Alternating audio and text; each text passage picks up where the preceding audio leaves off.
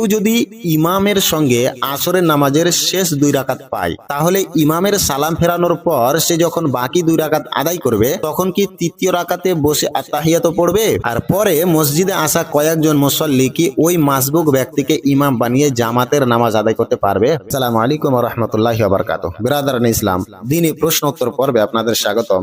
এবার যে প্রশ্নটির উত্তর আমরা জানার চেষ্টা করব সেটি হচ্ছে, কেউ যদি ইমামের সঙ্গে আসরের নামাজের শেষ 2 রাকাত পায়, তাহলে ইমামের সালাম ফেরানোর পর সে যখন বাকি 2 রাকাত আদায় করবে তখন কি তৃতীয় রাকাতে বসে আত্তাহিয়াত পড়বে?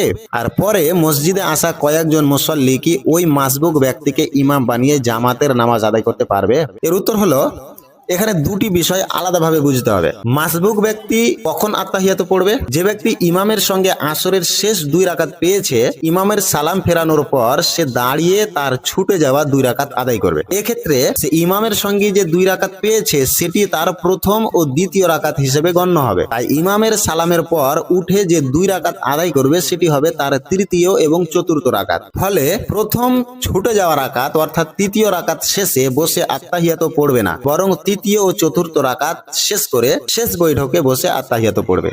এ বিষয়ে ইবনে হাজার আল আসকালানী ইমাম নাওয়াবী রাহিমাহুল্লাহ উল্লেখ করেছেন, আন্নামা আদরাকাহু আল মাসবুক মা আল ইমাম হুয়া আউয়ালুস সালাতিহি। মাসবুক ব্যক্তি ইমামের সঙ্গে যতটুকু পেয়েছে সেটি তার নামাজের প্রথম অংশ। ফাতহুল বারী দ্বিতীয় খণ্ড 118 নম্বর পৃষ্ঠা, আল মাজমু চতুর্থ খণ্ড 420 নম্বর পৃষ্ঠা।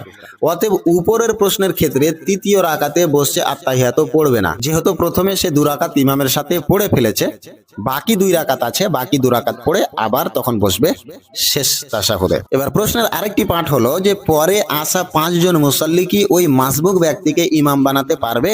এ বিষয়ে আলিমদের মধ্যে মতভেদ রয়েছে। একদল আলিমের মতে ইমামের সালামের পর নিজের ছুটে যাওয়া নামাজ আদায়রত মাসবুক ব্যক্তিকে নতুন করে ইমাম বানানো যাবে না।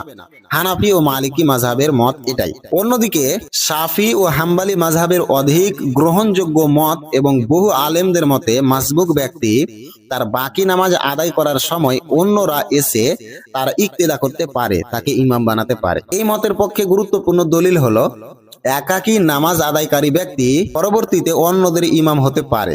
ইমাম বুখারী রাহিমাহুল্লাহ একটি অধ্যায়ের শিরোনাম দিয়েছেন, বাবু ইজা লাম ইয়ানবিল ইমাম আইয়া উম্মা সুম্মা জাআ কওমুন ফাআম্মাহুম। ইমাম প্রথমে ইমামতের নিয়ত না করলেও পরে কিছু লোক এসে তার ইক্তেদা করলে। এরপর তিনি ইবনে আব্বাস রাদিয়াল্লাহু আনহুমা এর হাদিস উল্লেখ করেছেন, তিনি রাসূলুল্লাহ সাল্লাল্লাহু আলাইহি সাল্লামের সঙ্গে রাতের নামাজে দাঁড়িয়েছিলেন এবং রাসূল সাল্লাল্লাহু আলাইহি সাল্লাম তাকে নিজের ডান পাশে দাঁড় করিয়েছিলেন। এ থেকে বোঝা যায় যে একাকী নামাজ আদায়কারী ব্যক্তি পরবর্তীতে ইমাম হওয়ার নিয়ত করতে পারে। শেখ